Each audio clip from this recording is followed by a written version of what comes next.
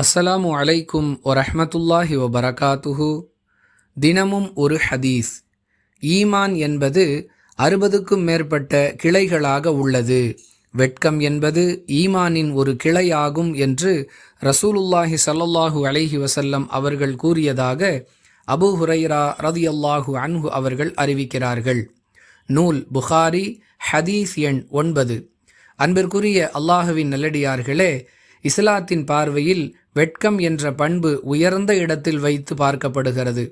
யாரிடத்தில் வெட்க உணர்வு இருக்கிறதோ அவர் நன்மைகளை விடுவதற்கும் தீமைகளை செய்வதற்கும் அஞ்சுகிறார். மாறாக யாரிடத்தில் வெட்க உணர்வு என்ற பண்பு இல்லையோ அவர் நன்மைகளிலிருந்து விலகி நிற்பதோடு மிக பெரும் தவறுகளையும் சர்வசாதாரணமாக செய்யக்கூடிய நிலையை சமூகத்தில் பார்க்கிறோம்.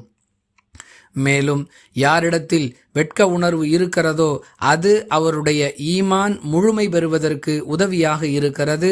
மாறாக யார் வெட்கம் என்ற பண்பு இல்லாதவராக இருக்கிறாரோ அவருடைய ஈமான் குறைவுள்ளதாக இருக்கிறது என்பதையும் இந்த ஹதீஸிலிருந்து அறிந்து கொள்கிறோம். எனவே வெட்கம் என்ற பண்பை சுமப்பதன் மூலமாக நம்முடைய ஈமானை முழுமைப்படுத்திக் கொள்வதற்கும் அமல்களை சீர்படுத்திக் கொள்வதற்கும் முயற்சிப்போம். வாஹிரு தஅவானா அனில் ஹம்துலில்லாஹி ரப்பில் ஆலமீன். அஸ்ஸலாமு அலைக்கும் வரஹ்மத்துல்லாஹி வபரகாத்துஹு.